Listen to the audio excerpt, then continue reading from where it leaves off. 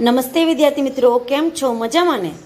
આજે આપણે હિન્દીની અંદર પાઠ નંબર 6 મેરી બીમારી શ્યામાને લેલી પાઠનો અભ્યાસ કરીશું, જેના લેખક છે हरिवंश राय बच्चन।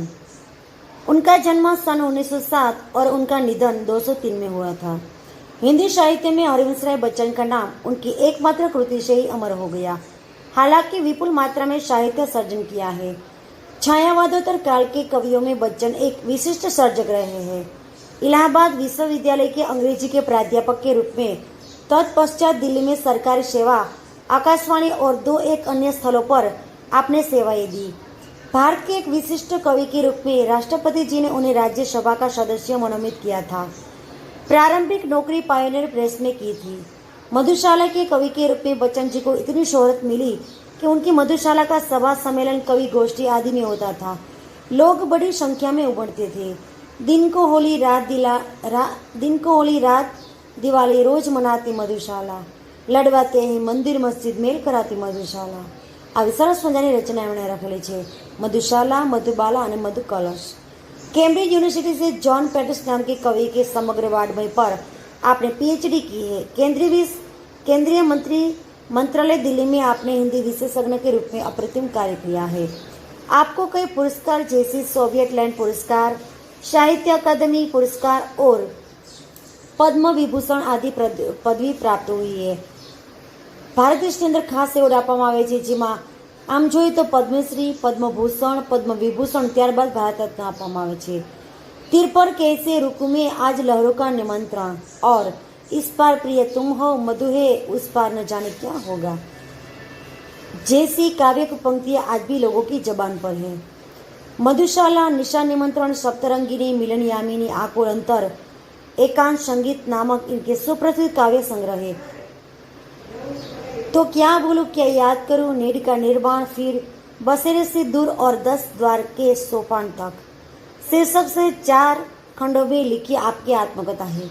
मेरी बीमारी श्यामा ने ले ली आत्मकथा अंश है, जो क्या बोलूं क्या याद करूं में से लिया गया है। बच्चन जी की प्रथम पत्नी का नाम था श्यामा, जो सही अर्थ में एक आदर्श जीवन संगिनी थी। श्यामा की बीमारी उसकी खुद की न होकर बच्चन जी की थी, जो सेवा करते करते ले ली गई थी। बच्चन जी का यह मंतव्य श्यामा की पति भक्ति, कर्तव्य पारणता और निष्ठा का प्रतीक है। प्रस्तुत आत्मकथा अंश में श्यामा के बीमारी का दर्दनाक और कारुण्य शब्द निरूपण मिलता है, तो दूसरी ओर कवि की भावुकता और संवेदनशीलता का प्रकटीकरण मिलता है। क्या बोलूं क्या याद करूं श्री हरिवंश राय बच्चन की आत्मकथा है। हिंदी के इस सुप्रसिद्ध कवि ने अपने स्मरण बड़े ही रोचक ढंग से आलेखित किया है। कवि अपने जीवन की घटनाओं के साथ उस युग चित्र भी दे देता है। प्रस्तुत अंश क्या बोलूं क्या याद करूं से लिया गया है। इसका यह शीर्षक मेरी बीमारी श्यामा ने ले ली विषय वस्तु का भी निर्देश करता है। मेरी बीमारी श्यामा ने ले ली विषय वस्तु का भी निर्देश करता है। क्या बोलूं क्या याद करूं आत्मकथा में से लिया गया है। मैं अपनी बीमारी को दुलराने वालों में न था। હું મારી બીમારીને વારંવાર વાગોળ્યા કર્યું અને એકને એક કથા કર્યા કરું એમાંનો હતો નહીં। સચ કહું તો મેં अपनी बीमारी के प्रति निर्भय था। સાચું કહું તો હું મારી બીમારી પ્રત્યે ખરેખર હંમેશા માટે નિર્ભય, ડરપોક નથી, એટલે કે હું નિર્ભય છું, डर वगरનો રહું છું। મને કોઈ પણ બીમારીથી डर लागतो નથી। शायद मैंने गांधी जी के लेख में कहीं पढ़ा था कि बीमार होना अपराध है। कदाच મને યાદ હોય ત્યાં સુધી આવું લેખક કહે છે हरिवंश राय बच्चन कि गांधीजी ना लेख में क्या वाँच्યું હતું कि बीमार થવું ने એ પણ એક મોટી ભૂલ છે, अपराध છે, એટલે કે ગુનો છે। हमें जो शरीर दिया गया है उसे हम स्वस्थ न रखे तो हम अपराधी तो है ही। कि जे भगवान आपने शरीर आपेलू है ए शरीर આપણે तंदुरुस्त न રાખીએ तो આપણે अपराधी गुનેगार છીએ જ। मैं इस तर्क को कुछ और आगे ले गया અને આ तर्क विचार ने हूँ કંઈક થોડોક આગળ લઈ જાઉં છું। अपराधी को दंड देना चाहिए અને જે ખરેખર આ પોતાના સ્વાસ્થ્ય પ્રત્યે બેદરકાર રહે છે એને દંડ પણ આપવો જોઈએ। मुझे जब कभी छोटी मोटी बीमारी होती, એટલે કે મને જ્યારે નાની મોટી બીમારી થતી, જેમ કે जुकाम, बुखार, खांसी, सिरदर्द, तो मैं खाट पर न लेटता। કે જ્યારે મને કોઈ નાની મોટી બીમારી થાય, જેમ કે શરદી, ઉધરસ, તાવ, માથું તાવ આવે, તો ક્યારેય સૂતો ન હતો, ખાટલા પર બસ સૂતો રહેતો ન હતો। પથારી આપણે કહીએ છીએ કે પથારી ખાઈ જાય, એમ પથારી પર ક્યારેય સૂતો ન હતો। और भी हम अपने से काम लेता અને આવી બીમારી પરિસ્થિતિમાં પણ હું મારી જાત સાથે વધારે काम करता હતો। मुझे भरे भूट बुखार में अपनी रात की ट्यूशनों पर जाने की याद है कि મને હજી પણ યાદ છે કે હું એકદમ તાવથી આપણે કે ભરે ભૂટ્ટો की तरह એકદમ અતિશય તાવ હોય, શરીર આખું ગરમ હોય છતાં પણ ટ્યુશન કરવા જતો રાત સુધી, એ પણ મને યાદ છે। बुखार की गर्मी और तेजी में तो मैं और जोश से पढ़ा था कि बुखार એટલે કે તાવ નહીં, ફૂલ ગરમી, અતિશય ગરમી હોય, એકદમ નબળાઈ હોય છતાં પણ આવી પરિસ્થિતિમાં પણ પૂરજોશથી ભણવા જતો હતો। મજદૂરી કરકે રોટી કમાને વાલો કો બીમાર પડને કા ક્યાં અધિકાર હે। ખરેખર જે મહેનત મજૂરી કરનારા માણસો છે અને આવી મજૂરી કરીને રોટી પોતાનો રોજીરોટી કમાય છે એવા લોકોને બીમાર પડવાનો કોઈ અધિકાર નથી, કારણ કે આવા લોકો જો બીમાર પડી જાય તો પોતાનું ઘર ગૃહસ્થી સારી રીતે ચલાવી શકતા નથી। બીમારી અમીરો की હરમ જિંદગી હૈ। બીમારી છે ને શું છે, અમીરો માટે હરામીપણું કહેવાય। હરમ જિંદગી મતલબ થાય હરામીપણું છે કે જે અમીર લોકો માટે પોસાય। ગરીબો કો ઉસી અપને પીછે ન લગાના ચાહીએ। જે ગરીબ લોકો છે એણે બીમારીને ક્યારે ધ્યાનમાં લેવી જોઈએ નહીં, એટલે કે એવું નથી કે ઈલાજ ન કરાવવો જોઈએ, પણ નાની મોટી બીમારીને ગણવી પણ ન જોઈએ। लिखने में तो ऊंचा बुखार मुझे सब तरह से सहायक, प्रेरक और प्रोत्साहक लगता કે લખવા માટે મને જો સૌથી કોઈ પ્રેરણા પૂરી પાડતું હોય તો એ છે બુખાર। જ્યારે મને તાવ આવે છે ત્યારે સૌથી વધારે હું લખું છું, એટલે કે લેખ લખું છું, સાહિત્ય સર્જન કરું છું। એક તરફ की आग जिससे मेरी अनुभूतियों में ताप आता કે એક તરફની એવી બધી આગ હતી જેનાથી મને અનુભૂતિ, નવા સહાનુભૂતિ, નવા વિચારો મળતા હતા અને એ વિચારો હું છે મારા સાહિત્યમાં સર્જન કરતો હતો। गल पिघल कर मेरा हृदय ढलता, एक तरह की भट्टी जो मेरे विचार भाव कल्पना को उबाल देकर उछलित करती, અને જે મારા વિચારો ભાવનાઓ કલ્પનાઓ છે સાહિત્ય સર્જન કરવા માટે વિચાર ભાવ કલ્પના જોઈએ જે મને ખૂબ જ ઉપયોગી બની રહેતા હતા। આગળ જુઓ શું કે છે, पर अगर मैं लिखना चाहता तो विशेष कवि શું કે છે, જો અહીંયા भाव कल्पना को उबाल देकर उछलित करती, यह तो मैं नहीं कहूँगा कि बुखार में मैं अदबदाकर लिखता था। अदबदाकर એટલે શું થાય, તો કે અદબદાકરનો મતલબ થાય છે કે જે આપણે જબરજસ્તી કહીએ ને તે, કે જબરજસ્તી હું ક્યારે લખતો ન હતો, હું ક્યારે જબરજસ્તી લખતો ન હતો કે જે પરાણે હઠ કરી લખવું પડે। पर अगर मैं लिखना चाहता तो बुखार मेरे लिए कोई बाधा नहीं बन सकता। જો હું લખવા ઈચ્છું તો કોઈ પણ તાવ છે કોઈ પણ પ્રકારનો એ મારા માટે ક્યાંય અડચણ બની શકતો ન હતો। હલકે બુખાર મેં તો મેરે સબ કામ હસબબુલ હોતે રહેતે થે, અને નાનો હલકોટે નાનો જેવો તેવો તાવ આવે એમાં તો હસમા બાબુલ એટલે શું થાય, હસબ માબુલનો મતલબ થાય છે નીતિ નિયમ પ્રમાણે જેમ હોય એમ જ રહું છું, નાનો મોટો તાવ તો ગણકારતો પણ ન હતો। कोई मेरा बदन छूकर कभी कहता था कि तुम्हें तो बुखार है, तो मैं पट से जवाब देता था कि हाँ बुखार है और मैं भी हूँ। કે જ્યારે કોઈ મારું બદન એટલે કે શરીર સ્પર્શ કરીને કહે કે તમને તો તાવ આવ્યો છે, ત્યારે પણ હું ફટાફટ જવાબ આપી દેતો હતો કે તાવ છે ને, અને સાથે સાથે હું પણ જીવું છું। शायद किपलिंग ने अपने आत्मकथा में लिखा है कि कभी कभी उसे बुखार में भी काम करना पड़ता था और जब वो बुखार में होता था तो और अच्छी कहानियाँ लिखता था। કિપલિંગ એ ઇંગ્લિશ સાહિત્યકાર છે, એણે શું કીધું, બ્રિટનના એક કવિ છે, લેખક છે, એણે આત્મકથામાં પણ લખેલું છે કે જ્યારે મને તાવ આવતો ત્યારે પણ મારે લખવું પડતું હતું, સાહિત્ય સર્જન કરવું પડતું હતું। જબ વો બુખાર में होता था तो अच्छी कहानियाँ लिखता था, અને આવી પરિસ્થિતિમાં તો સૌથી વધારે કહાની લખી શકતા હતા। બુખાર में कम लिखने की मुझे याद नहीं, કે બુખાર તાવ આવ્યો હોય ત્યારે ઓછું લખવું હોય, સાહિત્ય સર્જન ઓછું કર્યું હોય, ખાટલામાં પડો રહ્યો હોય એવું મને યાદ નથી। वो जब वो बुखार में होता था वो कैसा बन पड़ा इसका निर्णय मैं न देना चाहूँगा। प्रसंगवश मुझे याद आ गया कि अपने दो चट्टाने की दो सबसे बड़ी कविताएं शास्त्र के नोबेल पुरस्कार ठुकरा देने पर और दो चट्टान अथवा सिसिफस बरकश हनुमान मैंने प्लूरिस में पड़े पड़े लिखी थी।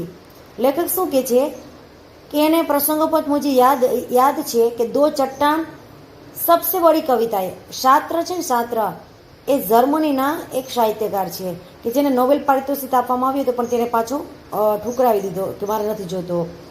દેને પર ઓર દો ચટ્ટાન અને સિસિફસ બરકશ હનુમાન એ પ્લુરિસિસને પડે લીખી હતી, એટલે કે લેખક જ્યારે પ્લુરિસની બીમારીથી પીડાતા હતા ને ત્યારે તેમણે આ બે સાહિત્ય રચના કરી હતી।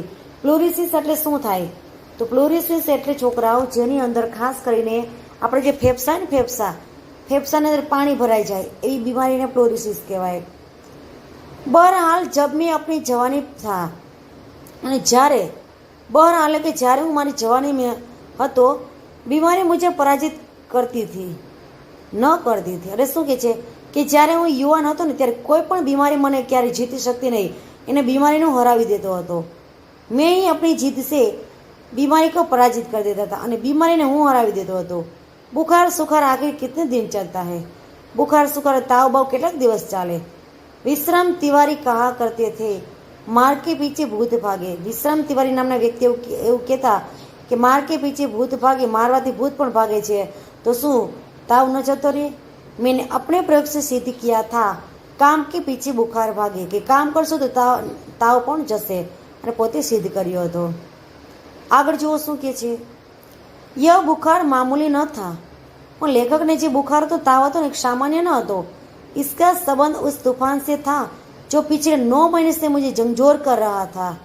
કે આ તાવનો સંબંધ તમે જુઓ તો 9 મહિના થયા હતો છેલ્લા. ઝંઝોર કર રહ્યા હતા એટલે શું થાય?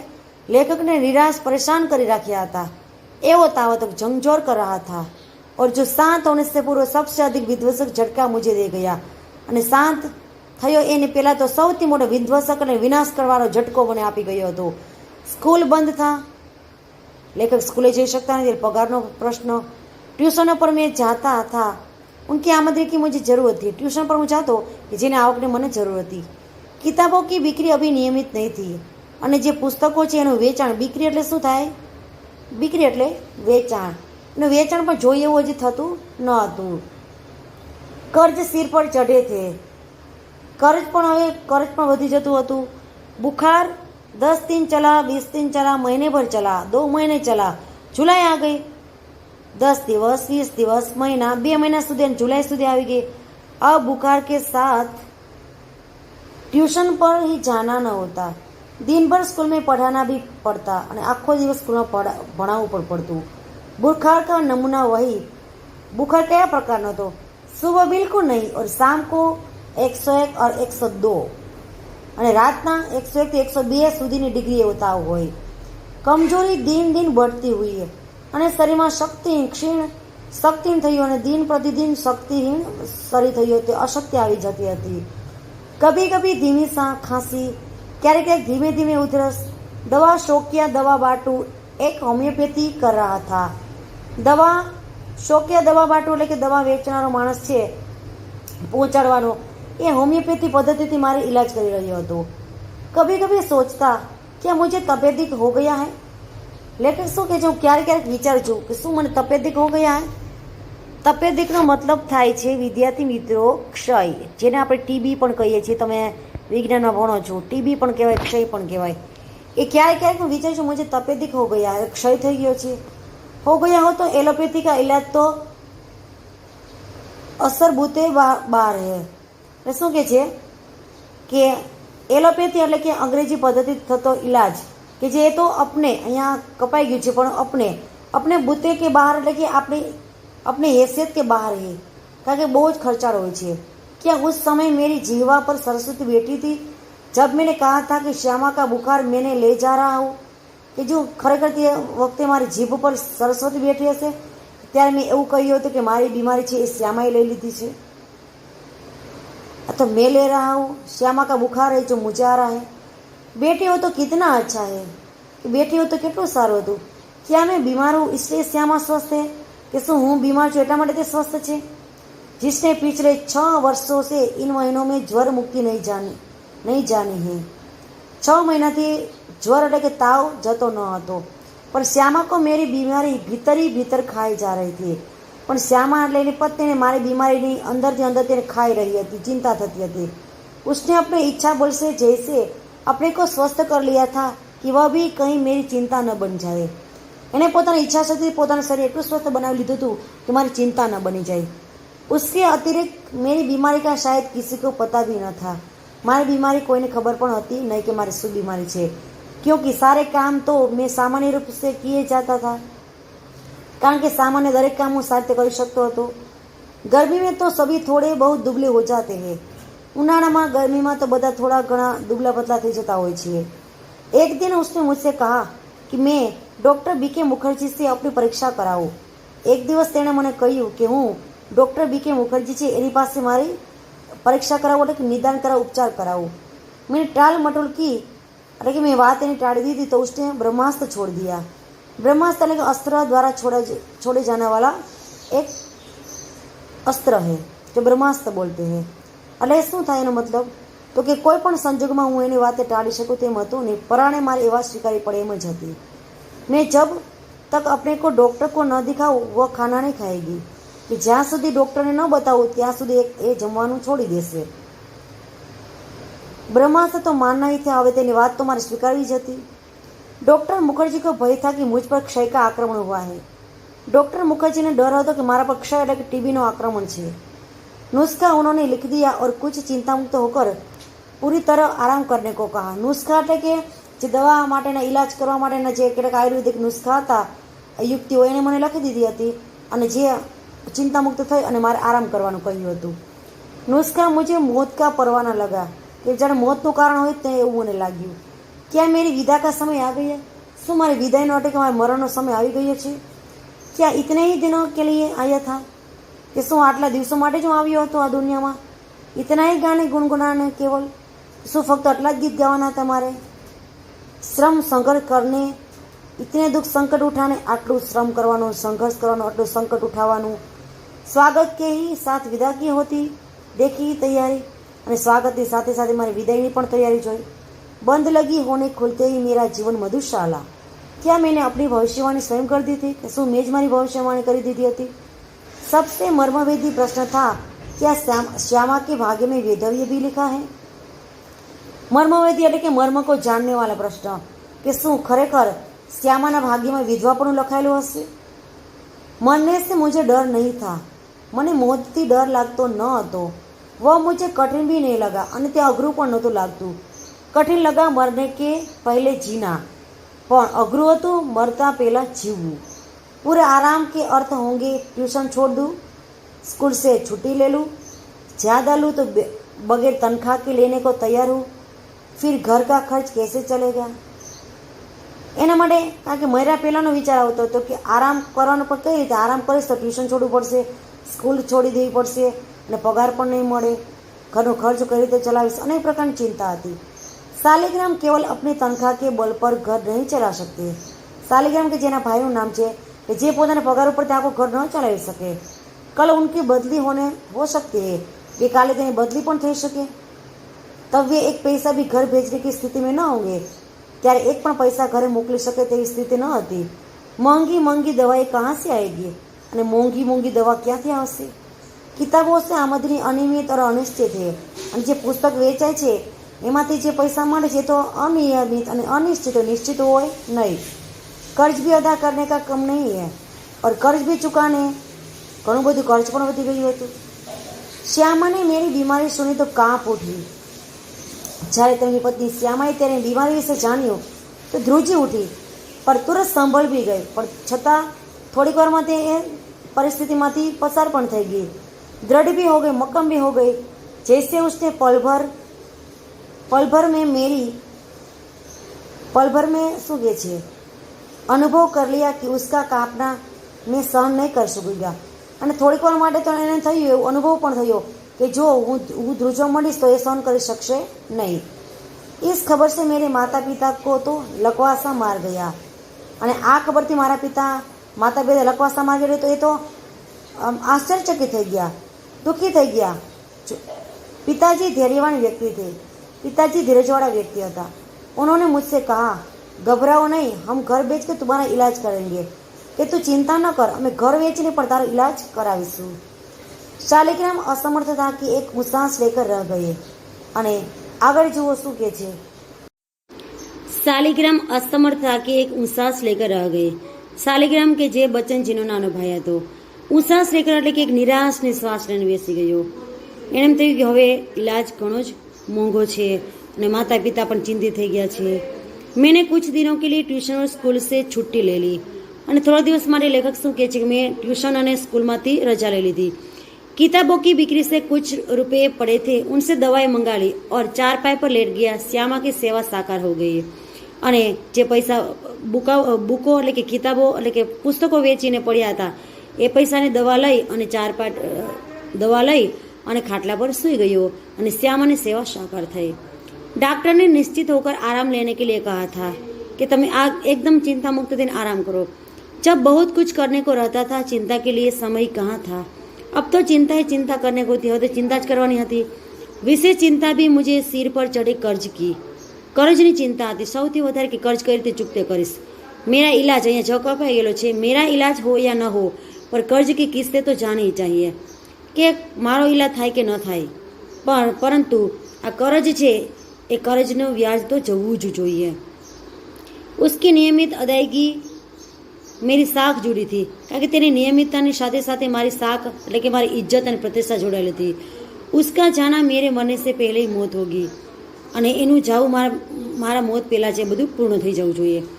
श्यामा के लिए पारदर्शी दर्पण था। श्यामा के लिए मैं એટલે કે એની પત્ની માટે પોતે પારદર્શી દર્પણ એટલે કે એવો અરીસો હતો જે બંને બાજુ જોઈ શકાય। उसने पूछा किसी बात से चिंतित हो कि कई बातें તમે चिंतित છો। चिंता ही खाती रहेगी तो दवा के क्या लाभ पहुंचाएगी।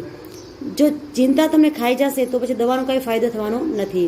मैंने कहा टैक्स सोसाइटी के मुझे पर 400 कर्ज है, करीब 100 अन्य मित्रों के 400 और 100 रुपया જેટલું મિત્રોનું कर्ज છે મારે पर।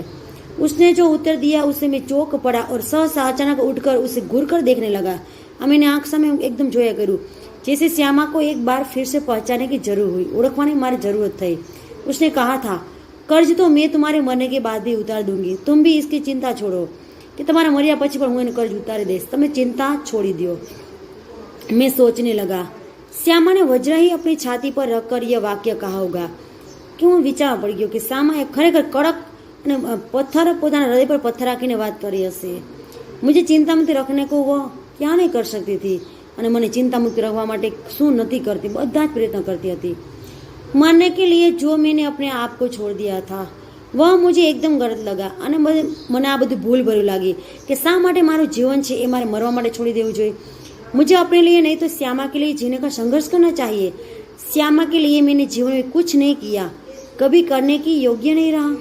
अब यदि मैं उसे ऐसी स्थिति में छोड़ जाऊं कि वह मेरे मरने के पर मेरा कर्ज उतारने की चिंता करे तो मुझे से जघन्य अपराधी कौन होगा। माराथी આવું ક્રૂર અપરાધી કોણ હશે કે જે મારી પત્ની મૃત્યુ પછી પણ कर्ज छोड़ी जाऊँ છું। नहीं, मैं श्यामा के लिए चिंता नहीं छोड़ जाऊंगा, जीने का रास्ता खोजूंगा અને જીવન માટેની જીવવાની કળા શીખીશ। જીકર अपनी चिंता समाप्त करेगी અને જીવી અને મારી चिंता છે એને હું પૂર્ણ કરીશ।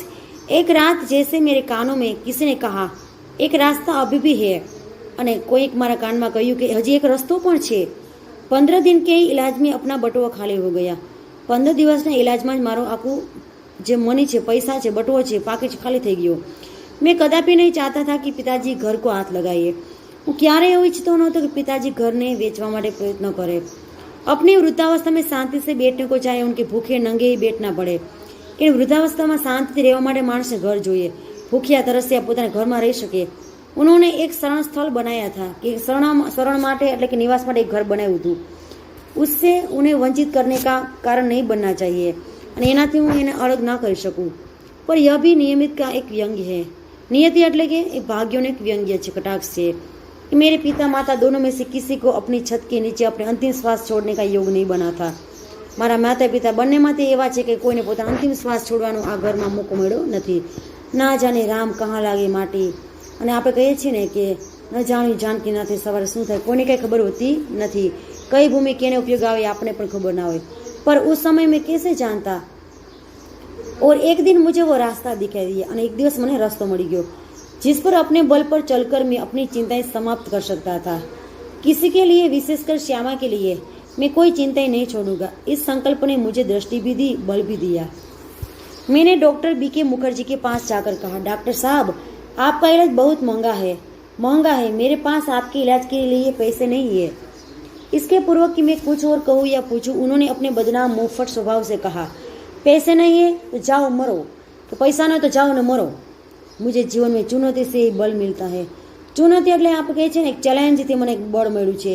वे यदि मुझे 100 बरस जीने का आशीर्वाद भी देते तो शायद जीने के लिए संघर्ष करने का मुझ में इतना बल न आता जितना मैंने उनकी जाओ मरो शब्दों से संचय किया, संग्रह કર્યો। જાઓ મરો આ શબ્દથી લેખકને લાગી આવ્યું છે, એમાંથી જીવવાનું એને બળ પ્રાપ્ત થાય છે। लड़कपन में मेरे पड़ोसी बाबू मुक्ता प्रसाद ने लुई कुने की पानी के इलाज से मुझे परिचित कराया था। लड़कपन में એટલે કે मेरे पड़ोसी बाबू मुक्ता प्रसाद था। उन्होंने मुझे लुई कूने કે પાણીનો એક પ્રકારનો ઈલાજ છે લुई કૂનેનો, કે જે એક ઔષધિ રૂપે કરવામાં આવે છે, કે જેમાં કંઈ ખર્ચો થતો નથી, મને પરિચિત કરાવ્યો હતો। मेरी ऐसी बीमारी के लिए ठंडे पानी के टब में बैठकर सीट्स बाथ लेने का विधान था, કે ઠંડા પાણીમાં ટબમાં બેસી અને આ રીતે સ્નાન કરવાનું। एलोपैथी में क्षय के रोगी को दूध, घी, मक्खन, अंडा अधिक से अधिक दिया जाता था। જે ખાસ કરીને એલોપેથી હોય કે જે અંગ્રેજી પદ્ધતિ પ્રમાણે હોય, કે જેમાં ખાસ કરીને दूध ને માખણ ને અંડા ને આ બધું વધારે ખાવામાં આવે છે। કુને કે इलाज में चिकना मना था। કુને કે इलाज में છે ને આ રીતે ખાલી ચીકાસવાળી વસ્તુ ખાવાનું મનાય છે। सिर्फ कच्ची सब्जियाँ, काजू, शाकभाजी, फल, भीगे चने, पलाड़ेला चना और गेहूं એટલે ઘઉં आदि पर रहना था। ना दवा पर कुछ खर्च, न खुराक पर कुछ खर्च। ना दवा कांई पण खर्च लागे कि ना कांई बीजो कोई खुराकनो खर्च। यही इलाज तो मेरी स्थिति के अनुकूल था और आ इलाज है कि जेमा परिस्थिति प्रमाणे अनुकूल હતો। काम का साधन किए जाना था। मैंने बीके मुखर्जी का नुस्खा फाड़ डाला और कुने के अनुसार सिर्फ बाद आरंभ किया। मुखर्जीનો જે આઈડિયો આપ્યો તો યુક્તિ એને ફાડી નાખી નુસ્ખાને જે इलाज માટેનો, અને ડોક્ટર અને कुने के अनुसार जो ने लुई कुने का जो पानी का इलाज बताया ने એ इलाजने જે अनुसार शीर्ष बात એટલે કે બેસીને નાવાનું ટબમાં બેસીને એ આરંભ કર્યો। તદુનાસાર खुराक आदि रखी અને તે ઉપરાંત खुराक પણ ચાલુ રાખ્યો। स्कूल भी जाने लगा, केवल रात वाली ट्यूशन छोड़ दी। फक्त रातનું ट्यूशन छोड़ी दीधું। उसका मुआवजा એટલે કે એનો ફાયદો છે કે એનો બદલો एक तरह से किताबों की बिक्री से मिल जाता था। જે ચોપડા વેચું છું બુકો એમાંથી મને મળી જતો હતો। श्यामा ने मेरा विरोध न किया। जीवन भर मैं जिस रास्ते पर भी चला उसने स्वस्ति पथा कहा और मेरे पीछे चली। કે શ્યામાએ કોઈ દિવસ મારો એનો વિરોધ કર્યો નથી। હું જે રસ્તા પર ચાલું તે રસ્તા પર મને હંમેશા પ્રેરણા આપતી હતી। સ્વસ્તિ પથા આપણે કે તમે જે રસ્તા પર ચાલો તે રસ્તો તમને મંજૂર હોવો જોઈએ। અને મારા પાછળ મારી સહભાગીની એટલે કે અર્ધાંગીની બની। मेरी स्नान चिकित्सा के संबंध में भी वह प्रतिदिन अपनी सेवा सहयोग देती रही। મારું સ્નાન નાહવાનું પ્રયોગ જે કરવામાં આવતો તેમાં રોજ મને સેવા કરતી હતી અને સહયોગ પણ આપતી હતી। सबसे अधिक अपने इच्छा बल से उसने मुझे पर अपने रास्ते पर न ठहरने दिया, न पीछे फिरने दिया। એને મને મારા રાસ્તા પર ક્યારે રોક્યો નથી કે નથી મને કોઈ દી પાછળ જોવાનું કહ્યું। રાહ પકડ, તું એક ચલાચલ પા જાયગા મધુશાલા, કે તું રાહ પકડ એક દિવસ તું મધુશાલા સુધી પહોંચી શકે, એટલે કે પાઠશાળા એ અર્થમાં લેવાનું છે। लेकिन अपने अडिंग इच्छा बल से उसने जो सबसे बड़ा सहयोग दिया और जो सबसे बड़ा चमत्कार किया वह यह था कि जितने दिन मेरा इलाज चलता रहा उसने अपने सारे रोगों को जैसे किल दिया और कभी एक अंगुली दुखने की भी शिकायत नहीं की। જ્યાં સુધી મારો ઇલાજ ચાલ્યો ત્યાં સુધી એણે પોતાના રોગને અંદર દબાવી દીધું અને પોતાના ઇલાજને જાણે રોગને મારી નાખાવ એમ એક આંગળી દુખે છે એવી પણ એને કોઈ દિવસ મને ફરિયાદ કરેલી નથી। शायद उसने प्रति इस निश्चितता ने मुझे अपने रोग से लड़ने का जितना बल दिया उतना किसी चीज ने नहीं दिया। કે કદાચ જેટલી એનાથી જે નિશ્ચિતતા એટલે પોતાના પર અંકુશ રાખીને મને જે રોગ માટે લડવાની શક્તિ આપી છે એટલું એકે શક્તિ મને બીજી ક્યાંયથી પ્રાપ્ત નથી થઈ। इस आत्मनियंत्रण, आत्मनिग्रह એટલે પોતાના પર અંકુશ, આત્મનિગ્રહ, इच्छाबल, हठयोग समझ में नहीं। हठयोग एक योगનો प्रकार છે। समझ में नहीं आता था उसे क्या नाम दूं। बड़ी महंगी कीमत उसे चुकानी पड़ी। अपने क्षय ज्वर से पूर्णतया मुक्त हो जिस दिन मैंने सामान्य भोजन किया। अक्षयમાંથી बीमारी थी मैं જ્યારે सामान्य भोजन કર્યું 15 अप्रैल 1936 को ठीक उसी दिन वह चार पाय पर गिरी और फिर न उठी। જ્યારે હું આમાંથી મુક્ત થયો ત્યારે એ 1936માં ચાર પાય પર પડી ગઈ, તે પછી ક્યારે ઊભી થઈ શકી નહીં, ખાટલામાંથી ઊભી જ ન થઈ, એટલી બીમાર પડી ગઈ। 216 दिन बराबर रोग सया पर पड़े रहने के बाद 17 नवंबर 1936 को उसने अपना शरीर छोड़ दिया, अटैक मृत्यु पामी। श्यामा के और अपने विवाहित जीवन के अंतिम 18 महीनों के में मुझे और उसे दोनों को मौत के साथ संघर्ष करना पड़ा। બંને ने मौत साथ संघर्ष पड़ो 18 महीना 18 महीना સુધી। मेरे संघर्ष में श्यामा ने अपनी इतनी आंतरिक मंगल कामना दी, इतना सहयोग दिया, इतनी अपनी सेवा दी, इतना अपने को दिया, इतना अपनी ओर से मुझे चिंता विमुक्त रखा कि मैं उस संघर्ष के विजय हुआ। એટલો બધો એને મને સહયોગ આપ્યો છે, મારી માટે કલ્યાણકારી ભાવના ઈચ્છી છે, સેવા કરી છે, મને મતલબ એને મને મારે બધું જ આપી દીધું છે। એટલું જ નહીં, અને એને મને ચિંતામુક્ત પર રાખ્યો છે અને આ સંઘર્ષમાંથી હું વિજય થયો છું। पर उसके संघर्ष में बहुत मैंने अपनी शुभकामनाएं दी, बहुत सहयोग दिया, बहुत सेवा दी, बहुत अपने को दिया, पर वह पराजित हो गई અને તે મને બીજાને આપણે કહીએ છીએ એ શ્રેષ્ઠ છે, પોતે હારીને મને જીતાડી ગઈ છે। संभवतः एक मोर्चे की कमजोरी से वह मेरे विषय में मृत्यु के अंतिम सांसों तक चिंता मुक्त विमुक्त नहीं हो सकी। પણ એક મોરચડી એક પરિસ્થિતિ એવી હતી કે જે મારાથી ચિંતિત મુક્ત ન થઈ શકી અને તે મૃત્યુ પામી. शब्दार्थ છે प्लूरिसी એટલે કે दांतों की बीमारी यानी कि फेफड़ों में पानी भर जाना. આ ફેફસામાં પાણી ભરી જવાની બીમારી છે. टाल मटोल यानी कि टालना, अदायगी देना प्रदान करना. नुस्खा એટલે કે उपाय. आत्मनिग्रह એટલે आत्मा पर अंकुश रखना. एलोपैथी अंग्रेजी पद्धति के आचार पद्धति और नेचुरो એટલે કે प्राकृतिक उपचार पद्धति. ચાલો વિદ્યાર્થી મિત્રો હવે આપણે પ્રશ્નના જવાબને જોઈ લઈએ. लेखक बीमारी में भी क्यों काम करते थे? लेखक की आर्थिक स्थिति अच्छी न थी, इसलिए बीमारी में भी स्कूल में पढ़ाना, ट्यूशन करना और कहानियाँ लिखना का काम करता था ताकि उसके घर का खर्च, दवाइयों का खर्च निकल सके. भाई शालिग्राम की आमदनी की भी कम थी, इसलिए मजबूर होकर बच्चन जी बीमारी में काम करते थे. प्रश्न नंबर 2. लेखक की बीमारी सुनकर श्यामा कांप कर तुरंत क्यों संभल गई? डॉक्टर मुखर्जी ने बच्चन जी को क्षय की बीमारी बताई. पत्नी श्यामा ने सुना तो वह पहले कांप गए એટલે કે ધ્રુજી गए, परंतु तुरंत सोचा कि मेरे कांपने से बच्चन जी को आघात लगेगा. बीमारी बढ़ जाएगी. અહીં બર્ડ છે શબ્દ છે એ વળી લખી નાખું. बर्ड शब्द है. बीमारी बढ़ जाएगी. पति की संवेदनशीलता भली भांति जानती थी, एना स्वभाव ते जानती थी, इसलिए अपनी चिंता से अवगत न करने के लिए तुरंत संभल गई. लेखक को ऐसा क्यों लगा कि उन्हें श्यामा के लिए जीने का संघर्ष करना चाहिए? बीमारी में लेखक को कर्ज चुकाने की चिंता खाई जा रही थी. उन्होंने अपने आप को मरने के लिए छोड़ दिया था. तब उसे ख्याल आया कि उसने जीवन भर श्यामा के लिए कुछ नहीं किया. श्यामा को खुशी करने की स्थिति में उसके पास नहीं थी. अपने कर्ज का भार भी उन पर छोड़ दिया जाए तो मेरे जैसे अपराधी कोई नहीं होगा. यह सोचकर उन्होंने तय किया कि श्यामा के लिए जीने का संघर्ष करना चाहिए. बच्चन जी के पारिवारिक आर्थिक विपन्ना के बारे में आप विचार प्रकट किए. बच्चन जी की पारिवारिक आर्थिक स्थिति अच्छी न होने के कारण पति पत्नी का जीवन संघर्ष में रहा. ट्यूशन करना, स्कूल में पढ़ाना, किताबें लिखने के बाद भी परिवार ठीक से नहीं चल सकता था. उसमें भी बच्चन जी का क्षयग्रस्त होना परिस्थिति और बिगड़ देता था. शालिग्राम की तनख्वाह भी कम थी. पुत्र की बीमारी के लिए पिता के घर बेचने का निर्णय भी किया. फिर भी सही समय पर इलाज न मिलने के कारण श्यामा की मृत्यु हुई. इस प्रकार बच्चन जी की पारिवारिक आर्थिक स्थिति का दारुण निरूपण किया गया है. बच्चन जी को मरने की अपेक्षा जीने को क्यों कठिन लगा? क्षय की बीमारी ने बच्चन जी को गहरी चिंता में डाल दिया था. डॉक्टर ने दवाई के लिए सेवन के साथ चिंता मुक्त होने की सलाह दी थी, परंतु आराम करने से घर का खर्च कैसे चलेगा? महंगी दवाई कहाँ से आती? कर्ज कैसे काटता? इन सारे प्रश्नों के कारण बच्चन जी मरने की अपेक्षा जीना अधिक कठिन था. बीमारी के बारे में बच्चन जी क्या मानते थे?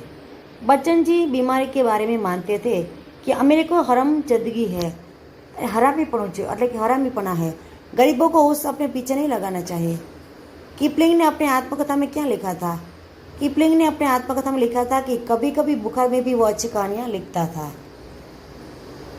बच्चन जी ने प्लोरिसिस में कौन सी रचनाएं लिखी थी? बच्चन जी ने प्लोरिसिस में 2 चट्टान और सात्र के नोबेल पुरस्कार ठुकरा देने पर ये 2 लंबी कविताएं लिखी थी. डॉक्टर मुखर्जी का नुस्खा बच्चन जी को मौत का परवाना क्यों लगा? डॉक्टर मुखर्जी ने अपने नुस्खे में लंबी अंग्रेजी दवाइयाँ लिखी थी और कुछ दिन के लिए आराम करने को कहा था, इसलिए वह नुस्खा मौत का परवाना लगे. मौत कारण लगी. श्यामा ने छाती पर वज्र रखकर क्या कहा? श्यामा ने छाती पर वज्र रखकर कहा कि यह कर्ज तो मैं तुम्हारे मरने के बाद ही चुका दूंगी, चिंता करने की जरूरत नहीं है. अपने बुखार के बारे में बच्चन जी ने क्या कहा? अपने बुखार के बारे में बच्चन जी ने कहा कि बुखार में काम करने की अधिक प्रेरणा मिलती है. बुखार में उनके विचार, भाव और कल्पना को अधिक प्रेरणा मिलती है. लेखक को कौन कौन सी बीमारियां रहती थी? सामान्यतः लेखक को जुकाम, बुखार, खांसी, सिर दर्द आदि बीमारियां रहती थी. विश्राम तिवारी क्या कहा करते थे? विश्राम तिवारी कहा करते थे कि मार के पीछे भूत भागे. लेखक एलोपैथी का उपचार क्यों नहीं करते थे? लेखक एलोपैथी का उपचार नहीं करते थे क्योंकि वह महंगा होने से उसकी बस के बाहर था। बच्चन जी को मुक्ता प्रसाद जी ने कौन सा उपचार बताया था? बच्चन जी को लुई कोके के पीने के प्रयोग से रोग दूर करने का उपाय बताया था। बच्चन जी बुखार की बीमारी से कैसे मुक्त हुए? बच्चन जी लोही कोने के पानी के प्रयोग से તપેદિક बीमारी से मुक्त हुए। તપેદિક એટલે ક્ષયની બીમારીથી તે મુક્ત થયા હતા लोही कोने के पानी से। किसके मतानुसार बीमार होना अपराध है? गांधी जी के मतानुसार बीमार होना अपराध है। मार के पीछे कौन भागता है? मार के पीछे भूत भागता है। बच्चन जी को मरने की अपेक्षा जीना कठिन क्यों लगता था? बच्चन जी को मरने की अपेक्षा जीना कठिन लगता था क्योंकि बीमारी के कारण उनकी आर्थिक तकलीफ बढ़ गई थी। श्यामा ने कौन सा ब्रह्मास्त्र छोड़ा? जब तक बच्चन जी डॉक्टर के पास तबीयत को नहीं दिखाएंगे तब तक खाना न खाने का ब्रह्मास्त्र छोड़ा। હવે જો અહીંયા વિકલ્પ તમારે કંઈ શોધવાની જરૂર છે નહીં।